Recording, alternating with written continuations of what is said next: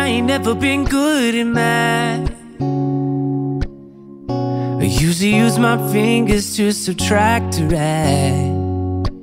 But something I know is greater, and I don't need no calculator, and that's a fact. 'Cause as long as 1 + 1 will equal 2, that's as long as I've been needing you. Bonjour tout le monde, bienvenue dans ma cuisine. Aujourd'hui pour une recette sucrée, on va faire un gâteau à la ricotta et aux fruits rouges. Alors la ricotta dans les desserts, dans les gâteaux comme ça apporte vraiment de l'humidité en fait et un moelleux au gâteau qui est incomparable. Alors vous allez voir que cette recette est très simple. Tout ce que vous aurez besoin c'est d'un batteur électrique parce qu'on va devoir quand même monter les blancs en neige et d'un saladier, c'est tout. Les ingrédients, c'est des ingrédients assez simples. Il n'y a pas beaucoup de farine, c'est de la fécule, enfin il n'y a même pas du tout de farine, c'est de la fécule de maïs. Par contre il y a quand même pas mal de ricotta, il y a 500 g de ricotta. Je vous dis ça tout de suite. Je vous montre tout de suite la liste des ingrédients. Vous allez voir, c'est pratiquement peut-être des ingrédients que vous avez déjà dans vos placards et dans votre congélateur parce qu'il y a des fruits surgelés. Alors pour les ingrédients, on a 150 g de sucre en poudre, un sachet de sucre vanillé, 200 g de mélange de fruits rouges. Alors vous prenez les fruits rouges que vous voulez. Là moi c'est un mélange, j'ai utilisé des surgelés comme à chaque fois que je fais de la pâtisserie qui cuit en fait, autre que directement sur une tarte où on veut vraiment des beaux fruits. Dès que ça cuit, de toute façon ça va être réduit plus ou moins en bouillie, donc j'utilise des surgelés, c'est beaucoup moins cher, surtout quand on voit le prix des fruits rouges. 3 œufs qu'on va dissocier le jaune et le blanc, 500 g de ricotta, un citron, c'est juste le zeste qu'on va utiliser, donc prenez un citron non traité ou un citron bio, 3 cuillères à soupe de fécule, c'est juste ce qu'il y a comme farine. Tout le reste ça va être les œufs et la ricotta, donc vous allez voir on va avoir vraiment un gâteau qui va être bien limite flan quoi en fait. Et ensuite un petit peu de sucre glace, c'est juste pour mettre sur le dessus. Alors la question à laquelle je m'attends, j'aime pas la ricotta, par quoi je peux la remplacer? Je ne vois vraiment pas par quoi on peut remplacer la ricotta dans une recette. Dites-moi vous si vous savez, mais la ricotta a une texture et un goût. Voilà, on peut même pas la remplacer par du fromage frais parce que ça fait vraiment granuleux, et puis le goût est complètement, enfin la ricotta c'est très neutre en fait hein, comme goût, donc oui, malheureusement c'est une question où je n'ai pas de réponse. Alors vous allez voir que c'est une recette qui va très vite, 10 minutes grosso modo c'est fait. On prend 2 saladiers, alors moi j'ai de la chance, j'ai 2 bols pour mon kitchen. Dans un on met les blancs, dans un on met les jaunes.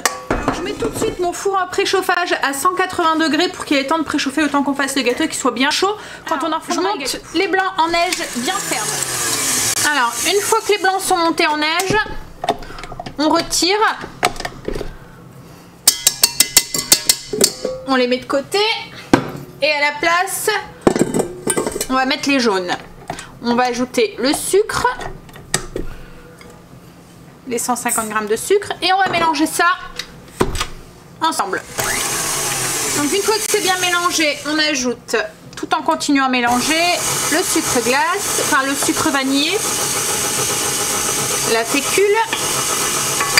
Alors mélangez doucement quand vous ajoutez la fécule, sinon vous allez vous retrouver avec un nuage de fécule dans votre cuisine.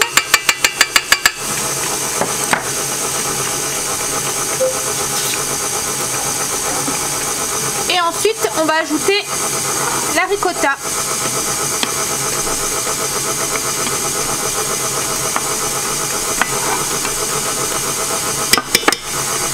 On peut accélérer un petit peu.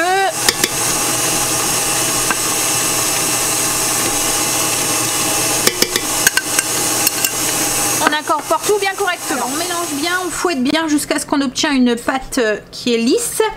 On va y ajouter, alors là on n'a plus besoin du fouet, on ajoute les fruits rouges et le zeste de notre citron. Alors si vous n'aimez pas le zeste du citron, vous en mettez pas. Ça va bien ensemble en fait, les fruits rouges et le citron. Et la ricotta et le citron, ça va bien aussi ensemble.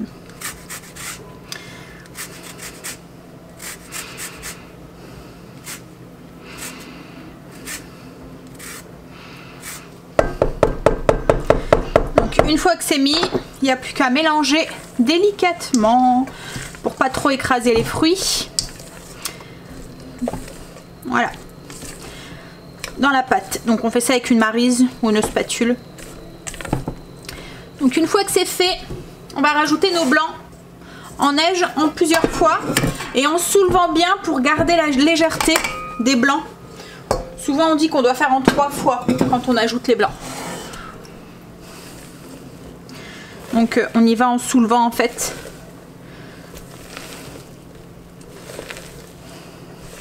Alors la première fois vous allez avoir du mal à incorporer. Donc, vous pouvez y aller un petit peu plus avec la main un peu plus lourde on va dire. Et ensuite vous y allez plus légèrement.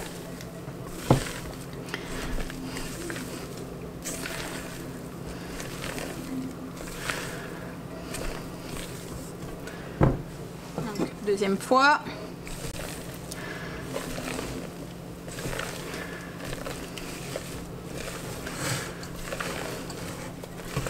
En fait, on va dans le fond et on soulève.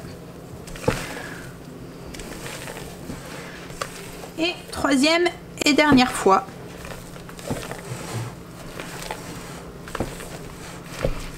Et là, la pâte, elle est déjà finie. Il n'y a plus qu'à la verser dans un moule beurré. Alors, un moule à peu près 22 cm de diamètre. Ça enfin, si vous prenez plus grand, vous risquez d'avoir une crêpe, quoi, en fait. Enfin, quelque chose qui est trop étalé.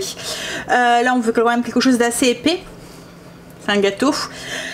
Il n'y a pas de levure dedans, donc c'est les blancs en neige qui vont faire monter un petit peu le gâteau, mais vraiment léger, hein. C'est pas un gâteau qui va être très gonflé. Donc soit un moule à charnière, ou soit un moule comme là, moi c'est un moule à tarte en grès. Donc on verse dedans.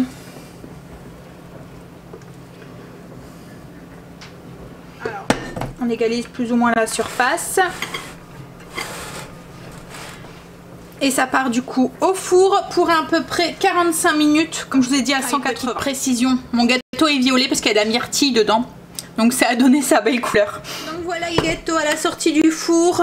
Donc là il est encore très chaud. Je vais le laisser complètement refroidir.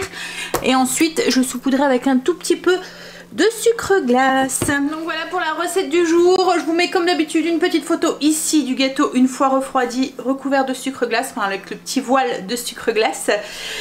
Je vous mettrai aussi une photo de la découpe pour que vous puissiez voir l'intérieur.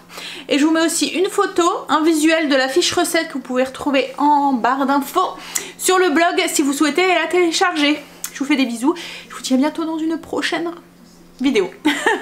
Bye, bisous. No, baby, I ain't never been good at math. I usually use my fingers to subtract or add. But something I know is greater, and I don't need